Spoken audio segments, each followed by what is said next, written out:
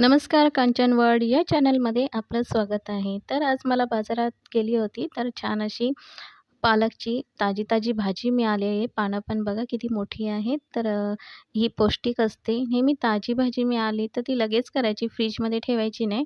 नाहीतर तिचे जे जीवनसत्व असतात ते निघून जातात. तर अशी बाजारातून आणल्या-आणल्या लगेच पालकची भाजी बनवायची, म्हणजे ती अधिक पौष्टिक तयार होते. तर इथे पालक मी आधी देठं जी असतात ती काढून घेते. 2 जुड्यांची भाजी करत आहे, कारण 1 जुडींची आम्हाला पुरत नाही. तर 2 जुडींची भाजी अशी साफ करून घेते. जे होल पडलेले किंवा खराब पानं असतात ती काढून टाकायची आणि चांगली मोठी पानं आणि ताजी पानं असतील ती घ्यायची आहे. तर इथे माझा पालक साफ करून झालेला आहे. आता आपण स्वच्छ पाण्यामध्ये ही धुवून घ्यायची आहेत. भरपूर पाण्यामध्ये धुवायची, कारण त्याच्यामध्ये माती असते, ती आपल्याला डोळ्याने दिसत नाही. तर ती पाण्याने स्वच्छ करून घ्यायची आहे. तर अशी भाजी साफ करून घेतलेली आहे पाण्याने. आता ती बारीक कापायची आहे. जेवढी तुम्हाला बारीक कापता येईल तेवढी कापायची आहे. तर इथे मी सुरीने बारीक करून घेत आहे. 2 जोडींची भाजी ही जर का आपण केली ना, तर थोडीच होती, जास्त होत नाही. तर इथे मी कापून घेतलेली आहे भाजी आणि त्यामध्ये आता मी घालणार आहे मिरची, लसूण आणि कांदा ह्याची फोडणी द्यायची आहे.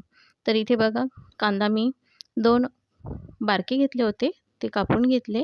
2 मिरच्या आणि 5-6 लसणाच्या पाकळ्या ठेचून घेतलेल्या आहेत. आता फोडणी देऊया. तर फोडणीसाठी मी 1 पळीभर तेल घेतलेलं आहे. त्यामध्ये जिरं आणि मोहरी ह्याची फोडणी दिलेली आहे. त्यामध्ये आता आपण कांदा, लसूण आणि मिरची ही घातलेली आहे. ते तेलावर परतून घ्यायची.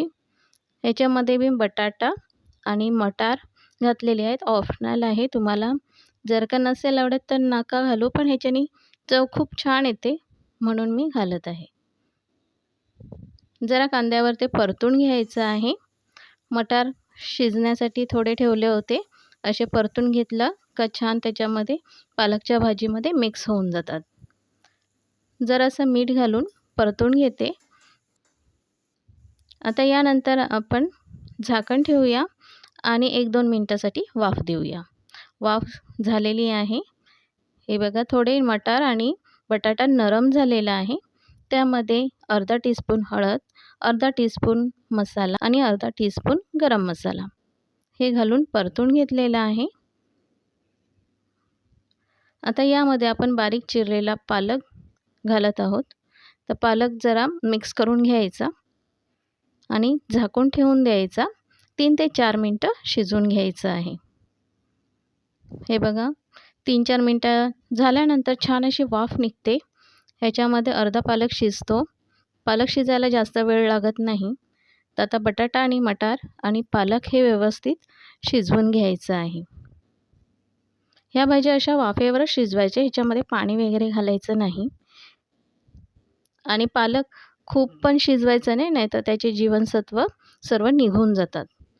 तर इथे बघा, आता भाजी होत आलेली आहे. ह्याच्यामध्ये चवीनुसार मीठ घालायचं आहे आणि परत मिक्स करून झाकण देऊन शिजवून घ्यायचं आहे 3 ते 4 मिनिटं. अशी ही सोपी भाजी आहे आणि खूप पौष्टिक आहे. तुम्ही चपातीसोबत, भाकरीसोबत, भातासोबतसुद्धा खाऊ शकता. अशी छान भाजी तयार होते. लहान मुलांना तर ही आवर्जून द्या. अशी ही भाजी आपली झटपट तयार झालेली आहे. जास्त वेळसुद्धा लागत नाही. 10-15 मिनिटात आपली भाजी तयार होते. तर इथे बघा, तांदळाची भाकरी आणि भाजी असं जेवण तयार झालेलं आहे. तर तुम्ही नक्की करून बघा. आता आपण भेटूया पुढच्या रेसिपीमध्ये. तोपर्यंत सगळ्यांना माझा नमस्कार.